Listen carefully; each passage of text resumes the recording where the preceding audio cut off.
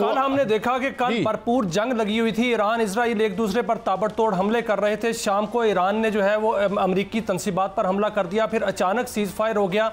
इसके पीछे मुहरकात क्या है, किसने किरदार अदा किया? क्या रूस और चीन का किरदार है या कतर का किरदार है? किसने किरदार अदा किया सर?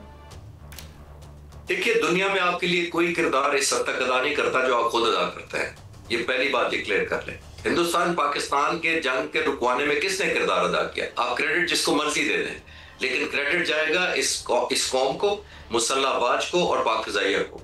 ये क्रेडिट यही रहेगा। क्रेडिट आप खुद लेते हैं, आपको सोर्स खुद होते हैं तो दुनिया आपकी बात सुनती है। जैसे मैंने कहा, power talks to power and victory has value. ये ज़हन में रखिएगा। इंपॉर्टेंट बात यह है कि जब आप जीत रहे होते हैं या दुश्मन की तवक्कुआत पर पूरे नहीं उतर रहे होते हैं तो वो कॉम्प्रोमाइजेस कर लेता है अपने ऑब्जेक्टिव्स, रीमॉडिफाई करता है वॉर फाइटिंग स्टैमिना को। तो ये अगर ये खुदा ना खास्ता, थोड़ा सा मैं एग्जैजरेट करके बताता हूँ, अगर खुदा ना खास्ता ईरान को बहुत ज्यादा डेवस्टेशन हिट होती या खुदा ना खास्ता रजीम चेंज वाली बात सच्ची साबित, कोई सीज फायर होना था? कहीं बिल्कुल नहीं होना था, क्योंकि उनको अपने वॉर ऑब्जेक्टिव्स नजर आ रहे थे कि अचीव हो रहे हैं। नहीं हुए तो अब उन्होंने रियलाइज किया कि हम अपने गोल्स को मॉडिफाई कर लेते हैं। अब फेस सेविंग के लिए नाम किसी का भी दे देते हैं। पाकिस्तान के लोगों ने हिंदुस्तान के साथ सीज फायर सबसे पहले खुद अर्न किया था। Let's be very clear about it.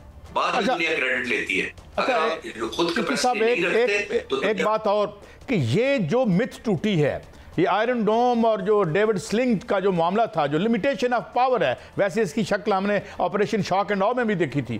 तो अब क्या एक तो जो ईरान इमर्ज किया है इस खित्ती में एक ताकत के तौर पर, इसकी क्या आप इम्प्लीकेशन देखते हैं? और जो फ्यूचर कॉन्फ्लिक्ट्स तो होंगी, क्योंकि इजराइल जंग के बगैर जिंदगी, it is fundamental to the existence of Netanyahu and Israeli ruling class. तो आने वाले दिन क्या देख रहे हैं? जी कल साहब, जो आप मिथ कह रहे हैं ना, मैं एक मिथ ऐड करता चलूं जो मीडिया कम रिपोर्ट कर रहा है। वो कर रहा है थर्ड एक बहुत बड़ा ये डिफेंस वेपन है जो अमेरिका का नंबर 1 है। ये होता है terminal high altitude aerial defence. ये थर्ड जो है 2019 में इसराइल में डिप्लॉय किया गया था हमास के खतरे के लिए। अमेरिका ने इसको भेजा था वक्ती तौर पर, लेकिन फिर इसराइल को इतना पसंद आ गया उसने वो भी रख लिया, और ये कम रिपोर्टिंग हो रही है कि वो भी इस्तेमाल हुआ है। उसका भी उन्होंने चेक कर दिया कॉन्फिडेंस। आयरन डोम का तो किया ही है, डेविड स्लिंग का भी किया है, एरो 3, एरो 2, एरो 1 का भी कर दिया है। और भी इतने वॉरशिप्स जो रेड सी में, मेडिटेरियन सी में, पर्शियन गल्फ में जो डिप्लॉयड थे, उन सबके इंटरसेप्शन करने के बावजूद अगर इसराइल के खिलाफ ईरान ने अपने मिसाइल वहां पहुंचा दिए हैं, तो ये बहुत बड़ी मिथ टूटी है। ये बहुत बड़ी ईगो हर्ट हुई है इसराइल की भी और वेस्ट के सारे डिफेंस सिस्टम की, कि ये कर सकते हैं और अगर कोई मुश्किल कर सकता है तो ये न्यू नॉर्मल हो गया है। अब दुनिया आप उस तरह खौफजदा नहीं हो सकती।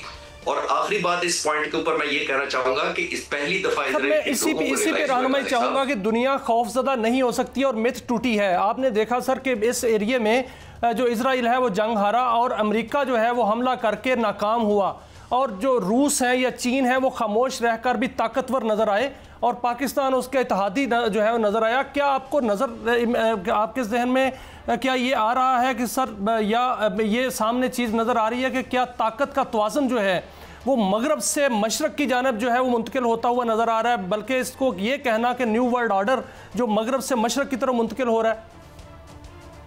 देखिए, ये चंद दिनों की 10-11 दिनों के जंग से पूरा शिफ्ट तो नहीं मैं कह सकता इसको, लेकिन मैं ये कह रहा हूँ कि ये बैलेंसिंग एक्ट हो गया है। बैलेंसिंग एक्ट का मतलब यह है कि तवाज़ुन जो बहुत ज्यादा एक तरफ टिल्ट हो चुका था, वन साइडेड था, यूनिलैटरल सारी चीजें हो रही थी उनकी तरफ से, ये एक बैलेंसिंग एक्ट हो गया, जिसका मतलब है थोड़ा सा पलड़े में दूसरी तरफ भी वजन चला गया। अब लोग ब्लाइंड फॉलो नहीं आपको करेंगे, जो थोड़ी देर मैं पिछले सवाल के जवाब में मैं अर्ज कर रहा था कि अब लोग आपको ब्लाइंड फॉलो नहीं करेंगे।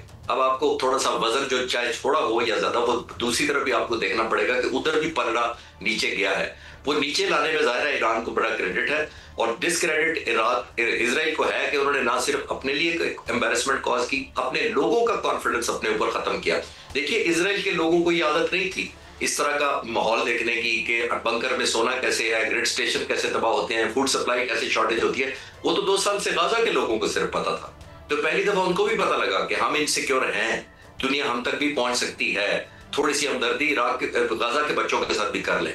ये टिल्ट हुआ है हमारी फेवर। अच्छा, एक बड़ा वाइटल क्वेश्चन जिस पे कुछ जो इख्तलाफ पाया जाता है, my humble opinion, I am no war expert, I am just layman, ये फरमाइए कि क्या अब जो प्रॉक्सीज हैं ईरान की, वो अब जो उसके साथ हुआ है, क्या उन्हें स्ट्रेंथन नहीं करेगा? ऑल दीज वेपन जो उसके पास हैं, हुतीज हैं या और जो हैं हिजबुल्ला है, तो ये जाहिर है अब तो मौत है इन सब चीज़ों के बगैर। तो ये दोबारा स्ट्रेंथन होंगे और ये प्रॉक्सी जो थोड़ी वीकन हुई थी।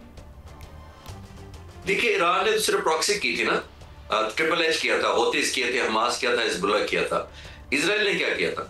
इजराइल ने यह किया था कि कंप्लीट अपना इंटेलिजेंस नेटवर्क एस्टैब्लिश किया हुआ था इनसाइड ईरान। ये प्रॉक्सी से भी अगली स्टेज है। प्रॉक्सी तो नजर आती है आपको बाहर अपने प्ले करती है रोल, ये तो नजर भी नहीं आया जिन्होंने रिपोर्ट किया था। अपने मुल्क की सरजमीन से उन्होंने ड्रोन फायर किए ईरान के और इनके नेटवर्क को तबाह किया, एलिमिनेट किया लीडर्स को कार बॉम्ब रख के। तो मैं ये अर्ज करना चाह रहा हूँ कि अब तो जब जिसको कहते हैं ना everything is fair in love and war, तो जब ये इस तरह की अनएथिकल जंग होती है ताज साहब, तो फिर ये फेयरनेस नहीं देखी जाती। ईरान पर ऑब्लिगेशन शायद होगी कि वो भी एक्टिवेट करे, अपना इंटेलिजेंस नेटवर्क करे, और उससे भी बढ़कर बहुत इंपॉर्टेंट है अपने इनसाइड जिसको घर कहते हैं उसको स्क्रीन करे, उसको फिल्टर करे, हर शख्स को देखे कि किसने जाके इस हद तक किया। और ये आज का नहीं है काजी साहब, मैं थोड़ा सा रिफ्रेश करता चलूं, आप हिस्ट्री मेरे से ज्यादा पढ़ते हैं। 2005 से 2013 तक अहमद निजाद सदर थे ईरान के, और उन्होंने कहा था CNN को, तो ईरान को इंटरव्यू देते हुए कहा था कि मैं एज अ सदर मैंने सोचा कि सैद की बहुत ज्यादा पेनिट्रेशन हो गई है ईरान के अंदर, तो मैंने एक काउंटर फोर्स बनाई जो काउंटर करेगी इजरायली इंटेलिजेंस को। और कुछ अर्से बाद मुझे पता लगा कि जो हमने ईरानियन फोर्स बनाई थी उसका हेड भी सैद का एजेंट था। ये 2005 से 13 वाले सदर की बात कर रहा हूं मैं, ये ध्यान में रखिए 2025 है। तो ये ईरान को सामना करना पड़ा है, पहले भी गद्दारों का हो या प्लांटेड एजेंट हो या कुछ भी हो, ईरान को पहले स्क्रीनिंग अंदर करनी पड़ेगी। मुझे ऐसा लगता है उसके बाद कामयाबी बेहतर कर पाएंगे अपने लिए हासिल, और प्रॉक्सी तो जाहिर है वो भी ऐड करना चाहेंगे उनके। तो सर सीज फायर तो हो गया, वक्ती तौर पर सीज फायर नजर आ रहा है, लेकिन अगर काबिल भरोसा नहीं है जो इजराइल है, अगर वो दोबारा हमला करता है या सीज फायर तोड़ता है तो क्या होगा? देखिए, दोबारा हमेशा दुश्मन तब आता है अगर आपने कॉस्ट इतनी इम्पोज ना की हो। हिंदुस्तान पाकिस्तान के अंदर ऑपरेशन सिंदूर कैसे ठहरा हुआ है, अभी तक रुका कैसे हुआ है, कंटिन्यू क्यों नहीं हुआ? जो उनके डिफेंस मिनिस्टर ने कहा था कि ये तो सस्पेंड हुआ है, रिवाइव क्यों नहीं हुआ? रिवाइव इसलिए नहीं हुआ कि आप इतनी भारी कीमत इम्पोज कर देते हैं दुश्मन पर, एस्केलेट करने की या रीस्टार्ट करने की।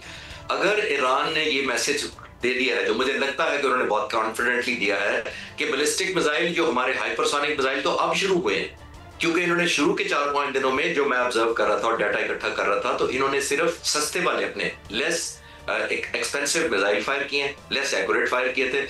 इजराइल ट्रैक में आ गया, उन्होंने अपना बेस्ट एयर डिफेंस सारे का सारा सिस्टम, थर्ड है, स्लिंग है, एरो 3 है, एरो 2 है, सब कुछ लॉन्च कर दिया उन छोटे टारगेट्स के ऊपर। इनके मिसाइलों की कीमत तो काजी साहब सिर्फ 50,000 से $2 लाख तक है, जो ये लोग फायर कर रहे हैं, ईरानी फायर कर रहे हैं। उसके मुकाबले उन्होंने एक रात तकरीबन कहते हैं, अब एस्टिमेट आना शुरू हो गए, $1 बिलियन खर्चा है अपने आप को डिफेंड करने के लिए, और डिफेंड फिर भी नहीं कर पाए। ये देखिए जरा। तो जब ये अब करते हैं, जैसे मैंने अर्ज किया कि अगर स्पेशली जो इन्होंने हाइपरसोनिक आखिर में मारे हैं, वो तकरीबन 5 से 6 हज़ार किलोमीटर की उसकी स्पीड होती है, उसको इंटरसेप्ट करना भी मुश्किल है, वो लीथर भी ज्यादा होता है, वो डिटेक्ट भी नहीं इतनी आसानी से होता, और ज्यादा उसका वॉरहेड भी बहुत बड़ा होता है। ये नजर आते हुए अगर ईरान ये कर पाएगा, कन्विक्शन उनकी डेवलप कर पाएगा कि I have still something to line up, फिर इजराइल दोबारा शुरू नहीं करेगा। लेकिन अगर कोई रीगेन करने के लिए सिर्फ बैलेंस इजराइल ये कर रहा है, अपना डिफेंस सॉर्ट आउट कर रहा है, अपनी जो गलतियां की हैं उन्होंने अपने आप को रिफ्रेश कर रहा है, अपना स्टॉक पाइल बढ़ाने के लिए कर रहा है, फिर देयर इज अ पॉसिबिलिटी कि शुरू हो सकती है। जनाब air commodore retired Khalid Chishti साहब, it is always a pleasure to have you on this show and you have enlightened us all on this। नाज़रीन, ये था हमारा शो, मगर इसकी जो आखिरी पंच लाइन है वो ये कि अब बदल गया है ये सिलसिला। अब ये पहली दफ़ा वो शिकस्त हुई है इन दो बड़ी ताकतों को, जिसमें वो किसी भी अपने ऑब्जेक्टिव में ना सिर्फ कामयाब नहीं हो सके, बल्कि भुरकस निकल गया इजराइल का, और वो रबल बन गया गज़ा की तरह उसके इलाके। तो मेरे ख्याल में सोच समझ कर ही दोबारा आएंगे।